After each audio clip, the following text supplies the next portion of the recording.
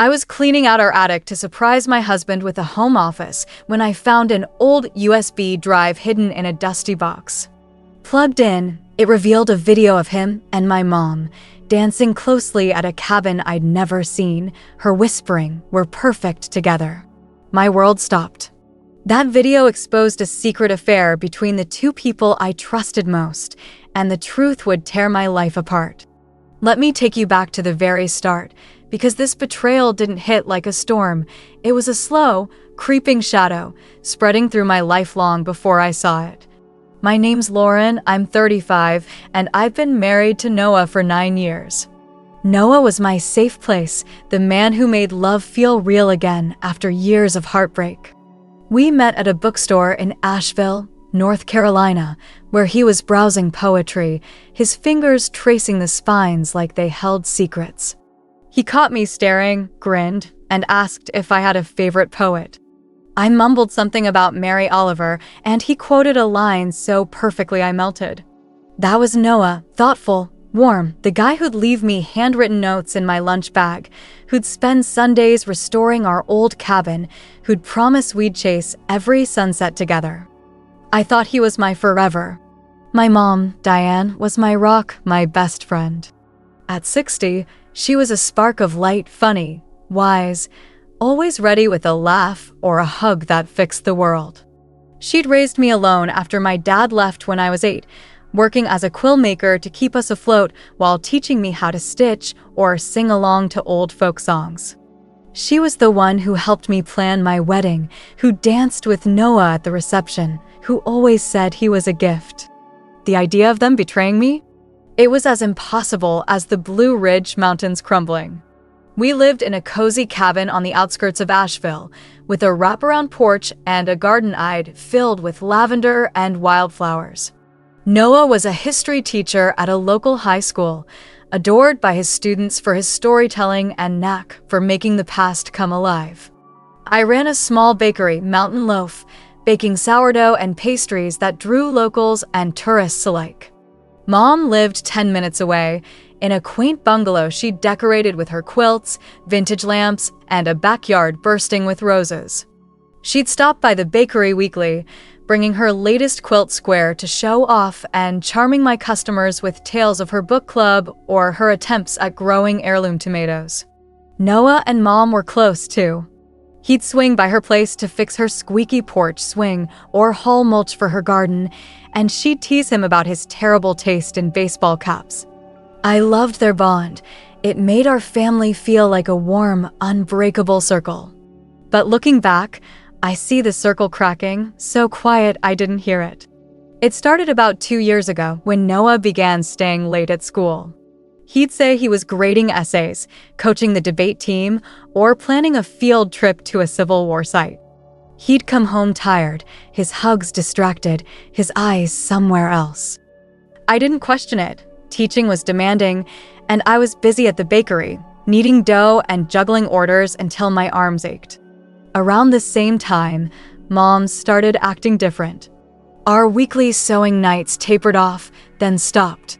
She'd say she was caught up with her quilt guild, a new friend from her gardening club, or a pottery class she'd signed up for on a whim.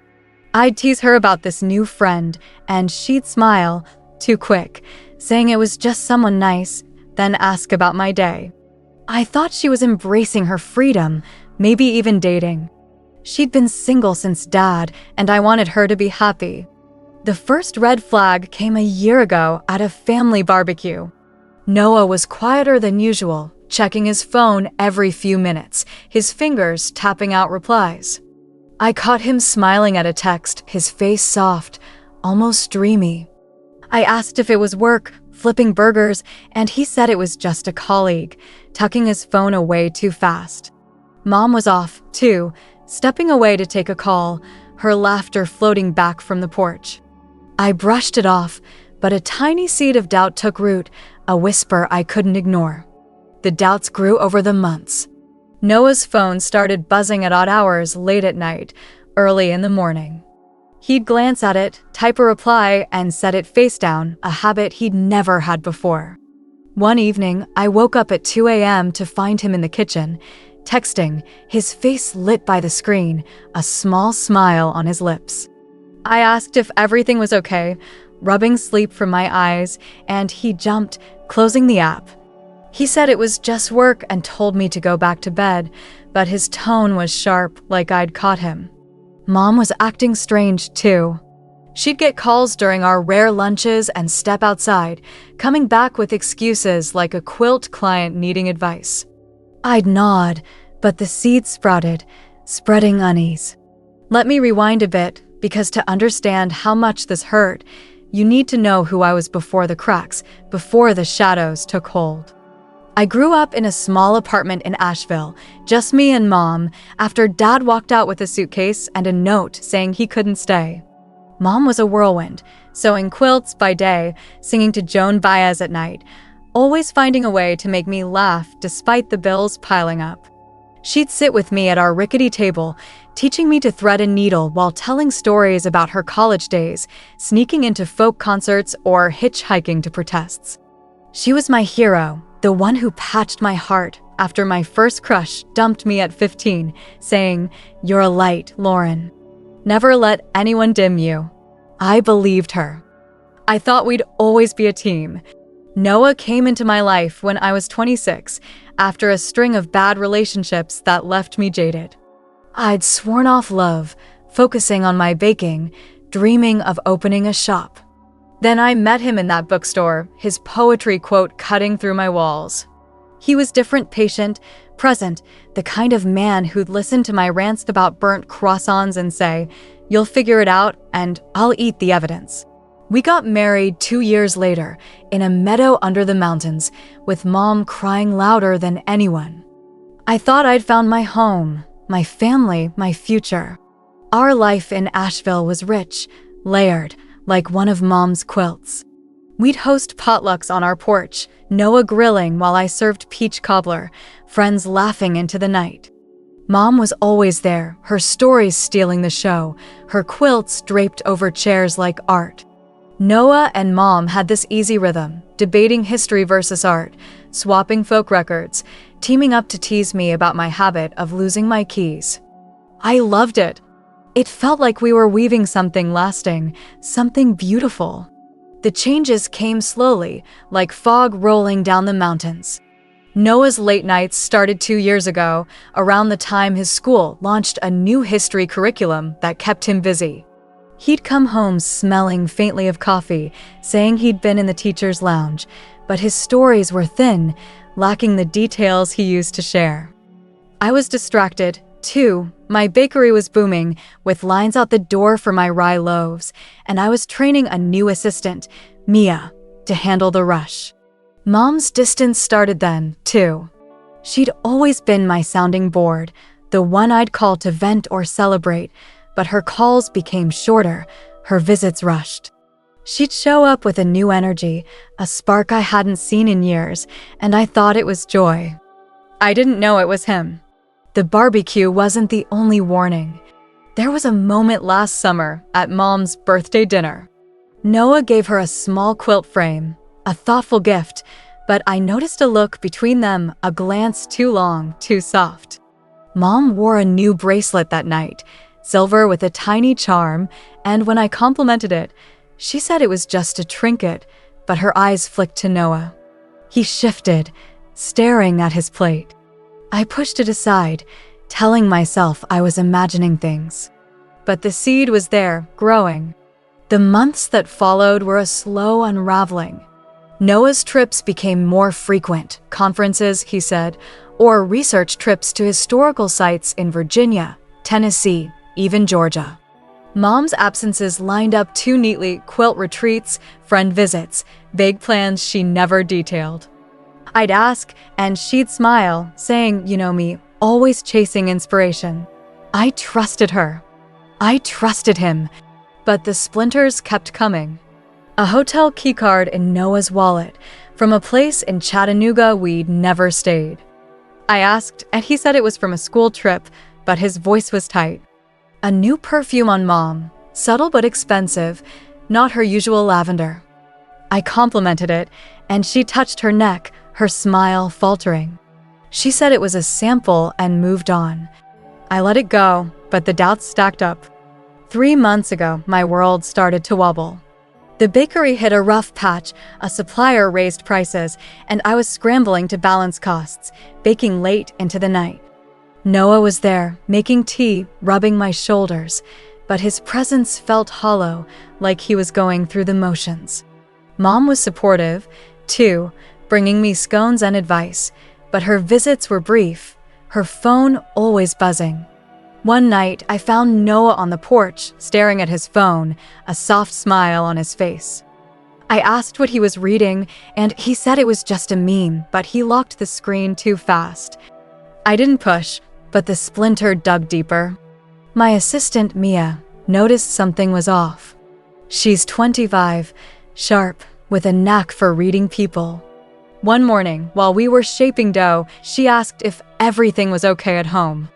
I laughed it off, saying Noah was just busy, but her eyes lingered, like she saw something I didn't. Mia's been a lifeline at the bakery, handling customers with a smile and keeping me sane during rushes. She'd met Noah a few times, always saying he seemed sweet but quiet lately. I brushed it off, but her words stuck, adding to the unease. I started noticing more. Noah's laptop, always open on his desk, began to close when I walked by. Once, I saw a chat window flash before he minimized it, his fingers quick. I asked what he was working on, and he said it was lesson plans, but his tone was clipped. Mom's behavior shifted, too. She'd show up to the bakery less often, and when she did, she'd seem distracted, checking her phone, her fingers twitching like she was waiting for something. One afternoon, I caught her texting in the corner, her face lit up, a smile I hadn't seen in years. I asked who it was, teasing, and she said it was her quilt guild, but her cheeks flushed. I let it go, but the seed grew. The doubts piled up, small but heavy. Noah started wearing a new cologne, one I didn't recognize, and when I asked, he said a student gave it to him as a gift. It felt off, but I didn't press. Mom bought a new dress, vibrant blue, not her usual earthy tones. I complimented it, and she said she'd treated herself, but her eyes darted away. There was a receipt in Noah's car for a coffee shop in Knoxville, dated a weekend he'd been at a conference. I asked, and he said it was a group thing, but his hands fidgeted. I let it go, but the unease settled deeper, like a stone in my chest.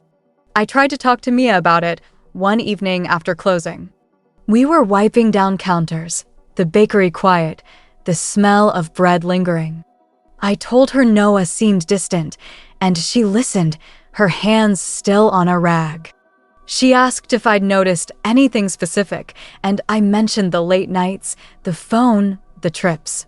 She hesitated, then said she'd seen Noah at a cafe downtown a few months ago with a woman she didn't recognize. She hadn't thought much of it, assuming it was work, but now she wondered. My stomach twisted, but I thanked her and changed the subject. I wasn't ready to face it. I went to Mom's house the next week, hoping to reconnect. She was in her sewing room, stitching a quilt, her fingers steady. I asked about her new friend, trying to keep it light, and she smiled, saying it was just someone from her pottery class. But her voice was too bright, her eyes avoiding mine. I noticed a new photo on her shelf, a picture of her at a lake, smiling, the water sparkling behind her. I asked where it was, and she said it was a group trip, but she changed the topic fast. I left, feeling like a stranger in her home, the seed of doubt now a tangle of roots. The truth hit me 3 weeks ago on a rainy Saturday. Noah had been talking about needing a better workspace, so I decided to surprise him by clearing out the attic for a home office. I was sorting through boxes, old books, holiday decorations, dusty records, when I found a small metal tin tucked behind a broken lamp. Inside was a USB drive, unlabeled, its surface scratched. Curious, I took it downstairs and plugged it into my laptop. My heart thudded as it loaded. Then the video played. It showed Noah and Mom, dancing closely in a cabin I'd never seen, fairy lights glowing behind them. Her hand was on his shoulder, his arm around her waist, and she whispered, "We're perfect together." He laughed, pulling her closer. The video ended, but my world kept spinning. My husband and my mom. How long had this been going on? I sat there, the screen dark, my hands shaking. Was this a mistake? A misunderstanding? But the way they moved, the way they spoke, it was intimate, undeniable. I played it again, searching for clues. The cabin had wooden walls, a stone fireplace, nothing like any place we'd been together. Mom wore a necklace I didn't recognize, and Noah's shirt was one I'd never seen. The timestamp was last year, during a weekend he'd been at a conference. I wasn't there. My chest tightened, tears burning my eyes. This wasn't a one-time thing. This was a secret life. I didn't confront them right away. I needed more, something to make the impossible real. I spent the next day digging through the USB, my hands trembling. There were more files, photos of them at a winery, a hiking trail, a cozy restaurant. One showed Mom laughing, her head on Noah's shoulder, the lake from her photo in the background. There was a text file, too, with coded notes. D-Meet March 15th, our spot June 22nd, dates stretching back 2 years. I checked Noah's laptop that night, my heart pounding as I guessed his password. In a hidden folder, I found emails between him and an address I didn't recognize at first. Then I saw the name, Diane. My mom. They went back years. She wrote, "Miss you already." He replied, "You're my heart." There were more photos, a selfie of them at a festival, her arm around his waist, another in a hotel room, their faces close. I found an email planning a weekend at a cabin in Tennessee, dated a time Noah was researching. I wasn't there. I closed the laptop, my tears falling, the truth sinking in. My husband and my mom. For 2 years. I went through Noah's things the next morning, while he was at school. In his desk, I found a receipt for a jewelry store, dated Mom's birthday last year. The item? A silver necklace with a charm. I remembered her wearing it, saying it was a gift from a friend. In his car, I found a parking stub for a spa in Knoxville, dated a weekend I was at a baking expo. I even found a playlist on his phone, shared with Mom, full of songs we'd never listened to, slow, romantic folk tunes that felt like a punch. Every discovery was a fresh wound, proof of a world they'd built without me. I drove to Mom's that afternoon, the USB in my pocket, my hands gripping the wheel. She was in her garden, pruning roses, looking like the mom I'd always known. I held up the USB and asked what it was. My voice was steady, but inside I was shattering. Her face crumpled, the shears falling to the grass. She tried to speak, but I cut her off. 2 years? With Noah? How could you? She sank onto a bench, tears welling. She whispered an apology, saying it wasn't meant to happen. She said it started 2 years ago after Noah helped her set up a booth at a quilt festival. They'd spent weeks together, organizing, laughing, sharing stories. She was lonely, she said, missing the life she'd had before Dad left.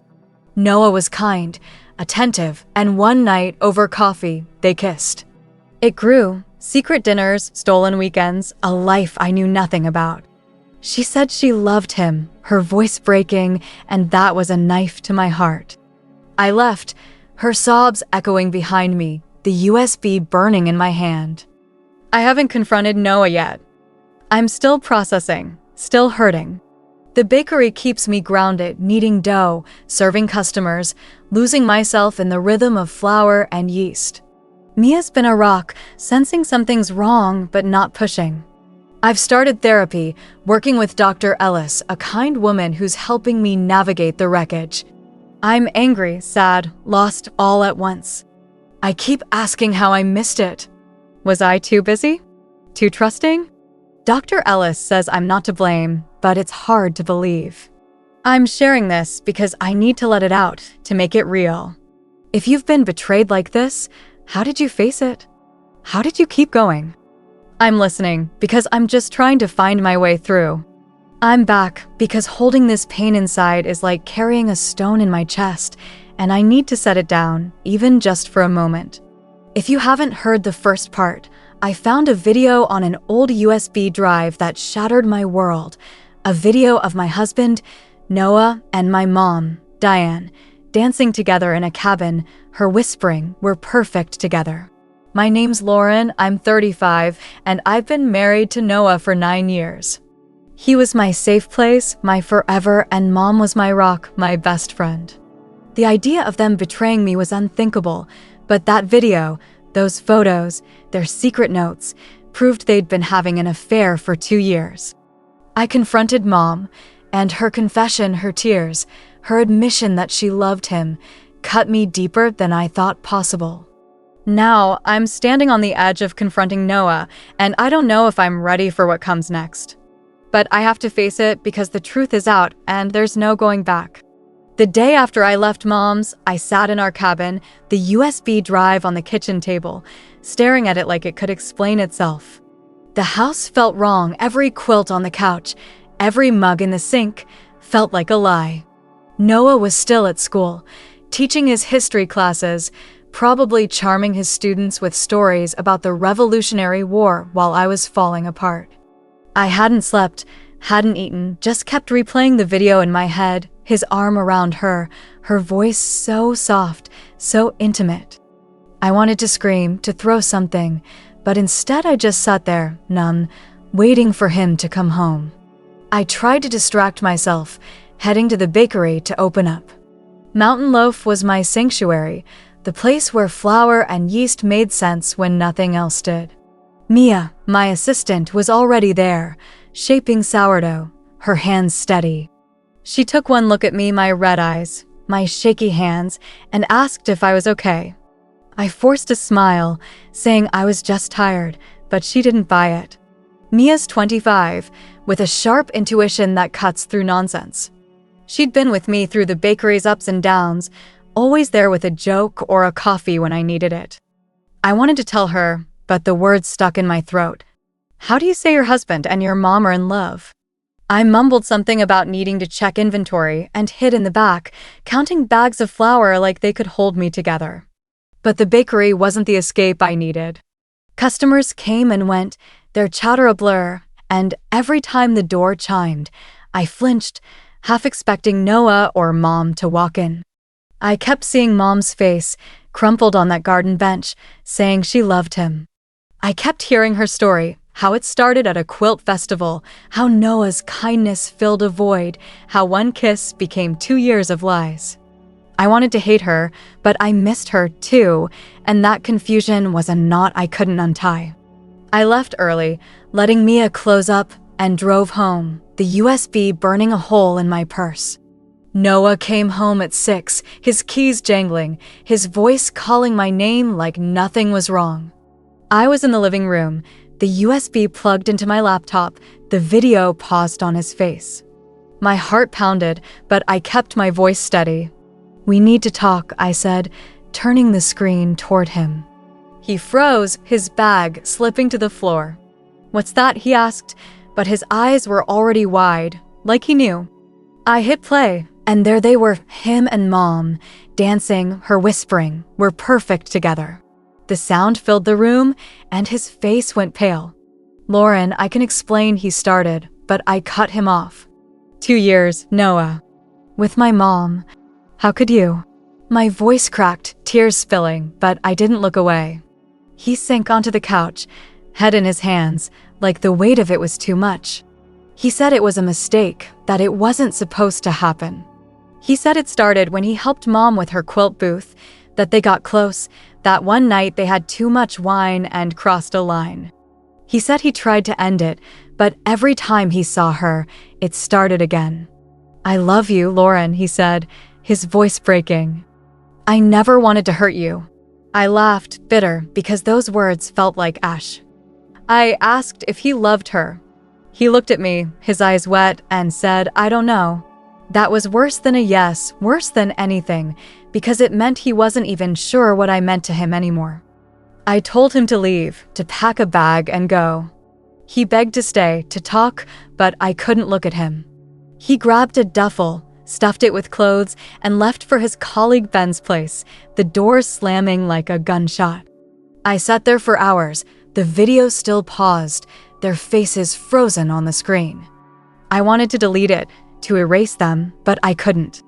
It was proof, the only thing keeping me from thinking I'd imagined it. I poured a glass of wine, then another, and let the tears come. I thought about our life, 9 years of love, laughter, promises. I thought about Noah's notes, his poetry quotes, the way he'd hold me during thunderstorms, saying we'd weather anything. I thought about Mom, her quilts, her hugs, the way she'd call me her light. How did it come to this? How did the two people I loved most build a world without me? The next morning, I went back to the USB, needing to understand the scope of their lies. I found more videos, short clips of them at a lake, a vineyard, a cozy diner I didn't recognize. One showed Noah carving a small wooden heart, handing it to Mom, her smile brighter than I'd ever seen. There were photos, too, dozens of them in folders labeled with dates. One was from last spring, them sitting on a porch swing, her head on his shoulder. Another was from a festival, their hands linked, a Ferris wheel glowing behind them. I found a text file with more notes. D dinner April 10th, our cabin July 18th, gift for D December 1st. The dates matched weekends Noah was away or Mom was busy. I cross-checked them with my calendar. Every time I was at a baking expo or working late, they were together. I dug deeper, going through Noah's desk, my hands shaking. In a locked drawer, I found a small envelope with a letter in Mom's handwriting. It was dated 6 months ago, and it read, "Noah, you're my safe place. I know we shouldn't, but every moment with you feels like home. I dream of a day we don't hide." My stomach turned, and I dropped it, tears blurring the words. I found a bank statement in another drawer, showing payments to a cabin rental company in Tennessee, dated over the past 2 years. The amounts were small, split between them, like they'd planned it carefully. I even found a receipt for a spa day for 2, tucked in a book, dated a weekend I was teaching a bread-making class. Every clue was a fresh stab, proof of a life they'd woven behind my back. I called Mia that afternoon, needing someone to anchor me. She came over, her eyes wide when she saw my face. I told her everything, the USB, the video, Mom's confession, Noah's excuses. She hugged me, her arms tight, and said, "You don't deserve this, Lauren." None of it. Mia's been through her own heartbreaks, and her strength was a lifeline. She asked what I was going to do, and I said I didn't know. Part of me wanted to burn it all down, to confront them together, to make them feel my pain. Part of me wanted to disappear, to start over where no one knew me. Mia listened, then made me tea, saying I didn't have to decide today. She stayed until midnight, her presence a quiet comfort in the storm. The next day, I went to therapy, my second session with Dr. Ellis. She's in her 50s, with a calm voice and eyes that see through you. I told her about the confrontation, the letter, the bank statements. She asked how it felt to face Noah, and I said it was like losing him twice, once to Mom, once to his indecision. She asked about Mom, and I admitted I missed her, even now, even after everything. Dr. Ellis said betrayal like this cuts deep because it's not just about love, it's about trust, identity, the stories we tell ourselves about family. She gave me a journal, saying writing might help me process. I've been scribbling in it, late at night, pouring out the anger, the hurt, the questions. Why didn't I see it? Was I too busy? Too trusting? Dr. Ellis says I'm not to blame, but it's hard to believe when my whole world feels like a lie. I went to Noah's school the next week, needing answers from someone else.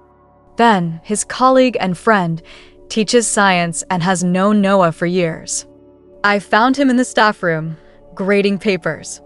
He looked surprised to see me, his glasses slipping down his nose. I asked if he'd noticed anything strange with Noah, keeping it vague. Ben hesitated, then said Noah had been distracted lately, taking more trips, mentioning a new friend he was helping. Helping how? I asked, my heart racing. Ben shrugged, saying Noah was private, but he'd heard him talk about quilt festivals, which seemed odd for a history guy. My stomach twisted. Quilt festivals meant Mom. I thanked Ben and left, his words echoing, another piece of the puzzle I didn't want. Let me take you back a bit, because to understand why this hurts so much, you need to know the roots of my trust, the ground it grew in. Growing up, Mom was my everything. After Dad left, she didn't just survive, she thrived, turning our tiny apartment into a haven of color and warmth. She'd come home from sewing, her hands rough, and still find the energy to dance with me to Pete Seeger or teach me to quilt. She was the one who held me when I failed my first driving test, who cheered loudest at my high school graduation, who said, "You're my heart, Lauren." I thought we were unbreakable, a team against the world.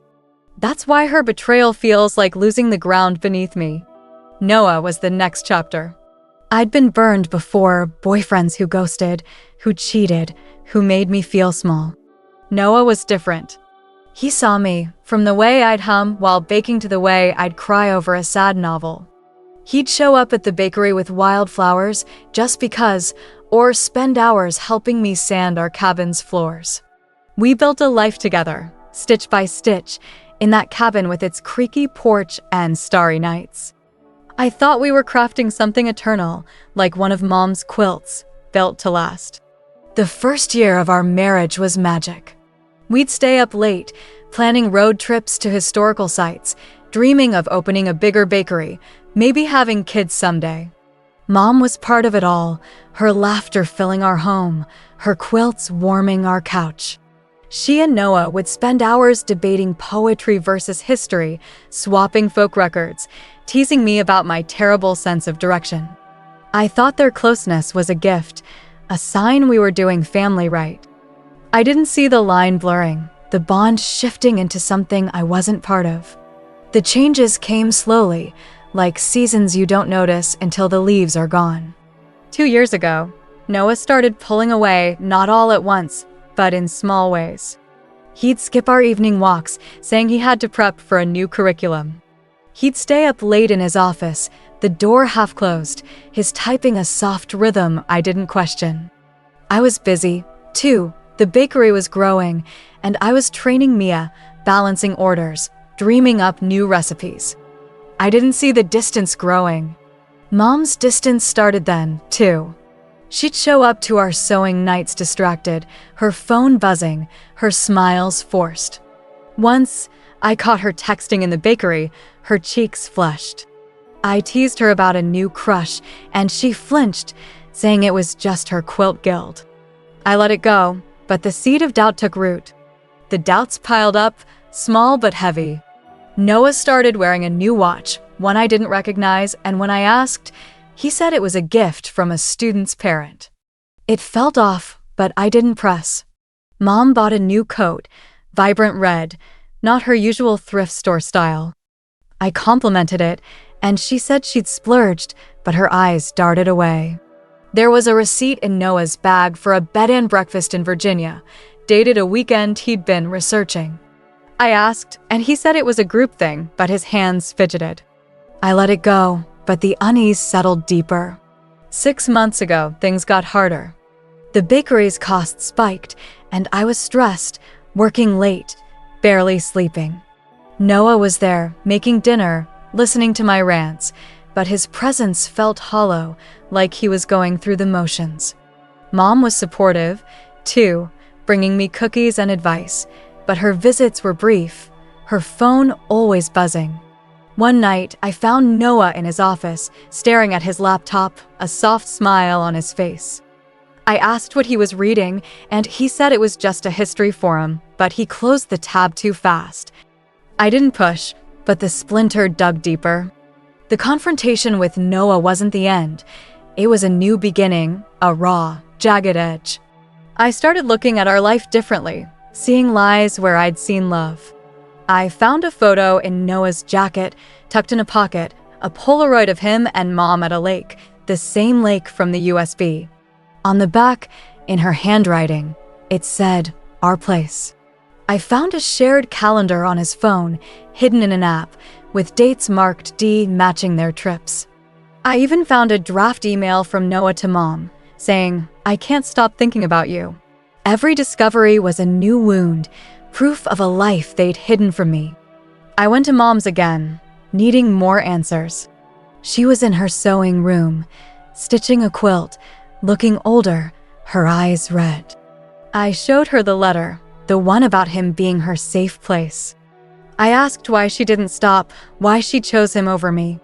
She cried, saying she'd been lost for years, that Noah saw her in a way no one had since Dad. She said she tried to end it, but every time they met, it started again. "You're my daughter," she said. "I'd die before hurting you." But she had. I left, her voice breaking, the letter crumpled in my hand. I've been talking to Ben more, trying to piece things together. He invited me for coffee, saying he felt bad for not noticing sooner. He said Noah had been distant at work, skipping staff meetings, mentioning trips he never explained. Ben remembered Noah talking about a cabin in Tennessee, saying it was a retreat, but now he wondered. He asked if I was okay, and I said I was trying. Ben's kindness was a small light, but it couldn't undo the dark. I've been writing in the journal Dr. Ellis gave me, filling pages with questions. How did I miss it? Was I too wrapped up in the bakery? Too blind to their glances? I think about our potlucks, our hikes, the way Noah and Mom would laugh together, and I wonder when it changed, when their jokes became secrets. I think about Mom's quilts, how she'd stitch love into every square, and I wonder how she could unravel mine. I think about Noah's notes, his promises, and I wonder if any of it was real. I saw Noah yesterday at a park, neutral ground. He looked tired, his eyes shadowed, his usual warmth gone. He said he's ended it with Mom, that he wants to try again, that he loves me. I asked why he didn't stop sooner, why he chose her. He didn't have answers, just apologies that felt empty. I asked if he loved her. "I don't know," he said, and I walked away, the wind cold against my face. I'm still in the cabin, but it's not home anymore. The bakery keeps me going, kneading dough, serving customers, Mia's laughter in the background. Dr. Ellis is helping me see the pieces of me, of them, of what comes next. I've started looking at apartments, dreaming of a space that's mine, untainted. I'm not ready to forgive, not yet. I don't know if I ever will. I'm sharing this because it's heavy and I need to let it out. If you've been through this, how did you find your way? How did you rebuild? I'm listening because I'm trying to find my next step, one breath at a time. I'm back one last time because this pain has been a shadow over my life for too long, and I'm ready to step into the light, even if it's just a flicker. If you haven't heard the first two parts, I found a video on an old USB drive that shattered everything: my husband, Noah, and my mom, Diane, dancing in a cabin, her whispering, "We're perfect together." I'm Lauren, 35, married to Noah for 9 years. He was my safe haven, my forever, and Mom was my rock, my best friend. The idea of them betraying me was unthinkable, but videos, photos, and secret notes proved they'd been having an affair for 2 years. I confronted Mom, and her confession that she loved him cut deeper than I thought possible. I faced Noah and his "I don't know" when I asked if he loved her broke what was left. I've been digging, grieving, and searching for a way forward. This is the end of my story, or maybe the beginning of a new one, and I'm ready to share how I found my path. The weeks after Noah left were a haze, like moving through a storm with no end. The cabin, once my home, felt like a graveyard of memories, every quilt, every coffee mug, a reminder of their lies. I kept going to Mountain Loaf, My bakery, because kneading dough and chatting with customers gave me a thread to hold onto. Mia, my assistant, was a lifeline, her quiet check-ins and warm laughter keeping me from sinking. Dr. Ellis, my therapist, was helping me unravel the tangle of emotions, anger, betrayal, guilt, love, all knotted together. But I wasn't done searching. I needed to understand the why, the how, and what it meant for the rest of my life. I started at Mom's house, a place I hadn't returned to since our last confrontation. I drove there one chilly morning, the USB drive in my pocket, my hands trembling. She wasn't home, probably at her quilt guild, dodging me. I still had a key, so I let myself in, the scent of lavender and thread hitting me like a wave of nostalgia. Her sewing room was chaotic, fabric scraps scattered, and on her desk, I found a small leather journal I'd never seen before. My heart pounded as I opened it. The pages were filled with her handwriting, entries dated over the past 2 years, all about Noah. "He makes me feel young again," one said. "I know it's wrong, but he sees me, not just Diane the mom." Another read, "Lauren can't know. It would destroy her." I sank onto her chair, tears streaming, because it was all there, their love, their guilt, their secret life. She wrote about their first kiss after a quilt festival, how it felt like a spark in a long dark room. She wrote about their weekends, their cabin, their plans to tell me someday. I closed the journal, my chest tight, and took it with me. It wasn't just proof, it was her soul, and it hurt to carry. I needed more perspective, so I reached out to Clara, Mom's friend from her quilt guild. Clara's in her 60s, sharp-tongued but kind, with a smile that holds no secrets. I met her at a cozy cafe, the journal hidden in my bag. I asked if she'd noticed anything off with Mom, keeping my tone casual. Clara sipped her latte, then said, "Diane's been different for a couple of years, glowing but cagey." She'd mention a special friend, but never a name. I pushed, asking if she'd heard about Noah. Clara's eyes widened, and she said, "You're Noah?" She said he was helping with festival setups, but was there more? I nodded, tears welling, and told her about the video, the journal. Clara grabbed my hand, saying, "I'm so sorry, Lauren." I should have pushed her to talk. She said Mom had been skipping guild meetings, talking about trips to Tennessee, always vague. It matched the USB notes, another stitch in their hidden story. I had to see the cabin from the video to make it real. I found the address in Noah's bank statements, a rental in the Smoky Mountains, 2 hours from Asheville. I drove there alone, the road twisting through pine forests, my heart racing. The cabin was small, wooden, with a stone fireplace and fairy lights on the porch, exactly like the video. The owner, Tom, a gruff older man, let me in after I said I was checking it for a friend. Inside, it was warm, lived in, with a quilt on the couch that screamed Mom's style, vibrant patches, precise stitches. I asked Tom if he remembered a couple, a man in his 30s and a woman in her 60s. He nodded, saying they'd rented it several times, always paying cash, always keeping to themselves. "Seemed real happy," he said, and my stomach churned. I stood by the fireplace, imagining them dancing, laughing, while I was at the bakery, clueless. I thanked Tom and left, the fairy lights fading in my rearview mirror, my tears falling. Back home, I kept searching. I found a box in Noah's closet, one he'd claimed held old school papers. Inside were letters, dozens, in Mom's handwriting, tucked in plain envelopes. They were love letters, spanning 2 years, full of longing and regret. One said, "I wish we'd met in a different life, where I wasn't her mom." Another read, "You're my home, Noah, but I hate what we're doing to her." I found a small carving, a wooden heart like the one in the video, with D etched on it. I dropped it, my hands shaking, because it was solid, undeniable, a piece of their world I couldn't escape. I called Ben, Noah's colleague, needing an outsider's view. We met at a diner, the kind with greasy spoons and bottomless coffee. Ben looked worn, like he'd been carrying his own burden. I told him about the journal, the cabin, the letters. He said Noah had been a ghost since moving in, barely speaking, just grading papers in silence. Ben said he'd found a photo in Noah's bag once of him and Mom at a lake and thought it was a family thing. I should have said something, he said, his voice heavy. I told him it wasn't his fault, but his words added another layer.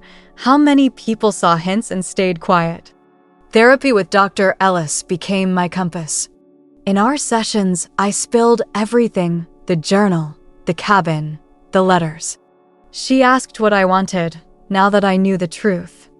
I said I wanted to feel whole again, to trust myself, to stop seeing their faces in my dreams. She said healing wasn't about erasing them, it was about rebuilding me. She suggested I write a letter to Noah and Mom, not to send, but to say what I needed. I did, late at night, pages of rage, pain, love, and farewell. To Noah, I wrote, "You were my home, but you chose her, and I'll never understand why." To Mom, I wrote, "You taught me love, then broke it, and I miss you even now." I burned the letters in the backyard, the flames curling the paper, and it felt like releasing a weight, even if just a fraction. Mia was my rock through it all, showing up with pizza, pulling me out for walks when I was too numb to move. One evening at the bakery, we stayed late, testing a new rye recipe. I told her about the cabin, the letters, and she listened, her hands still on the dough. She said, "You're stronger than you know, Lauren. You're still here." Mia's been through her own storms, and her faith in me was a spark when I couldn't find my own. She pitched a new idea, a community baking class at Mountain Loaf for locals and kids. It lit something in me, a small flame of purpose. I met Noah one last time, at a quiet cafe, 6 weeks after he left. He looked hollow, his eyes shadowed, his usual warmth gone. He said he'd ended things with Mom, that he'd been wrong, that he wanted to fix us. I asked why he let it go on, why he didn't choose me sooner. He said he was lost, caught in something he couldn't explain, but he loved me, always had. I asked if he loved her. He said not anymore, but it wasn't enough. I told him I was filing for divorce, that I needed to find myself again. He cried, saying he'd always love me, but I walked away, my heart heavy but sure. I didn't look back. Mom kept reaching out, leaving voicemails I couldn't bring myself to answer. She sent a letter, saying she was sorry, that she'd lost herself, that she'd do anything to mend us. I agreed to meet her at her house, needing closure. She looked older, her hands shaky as she poured tea. I showed her the journal, asked why she wrote it.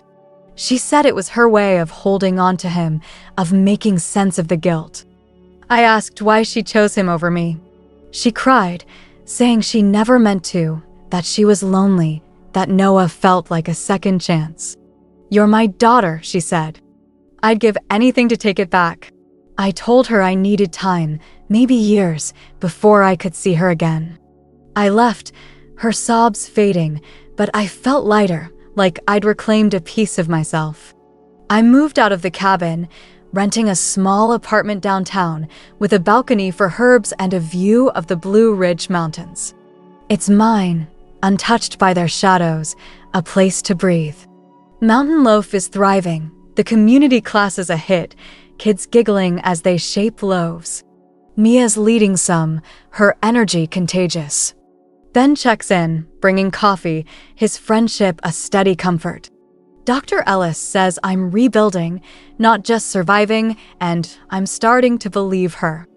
I don't fully forgive Noah or Mom, and I may never get there. But I forgive myself for trusting, for loving, for not seeing. I'm learning who I am without them, one day at a time. I started a new quilt, using Mom's patterns but my colors, stitching my story into every square. I'm baking new recipes, dreaming of a second bakery, maybe a cookbook. I'm finding joy in small moments, sunsets, laughter, the smell of fresh bread. If you've been betrayed, if you've lost your safe place, know that you're not alone. You can rebuild, even when it feels impossible. I'm proof, and I'm cheering for you, one step at a time.